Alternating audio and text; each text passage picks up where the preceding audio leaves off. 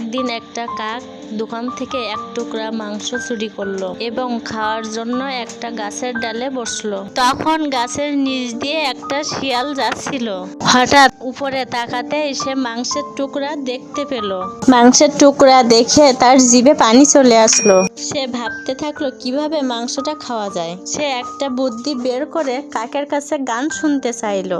সে বলল, কাক ভাই, তোমার কণ্ঠ অনেক সুন্দর, একটা গান শোনাও না। শিয়ালের প্রশংসায় কাক মুগ্ধ হয়ে কাকা স্বরে গেয়ে উঠল।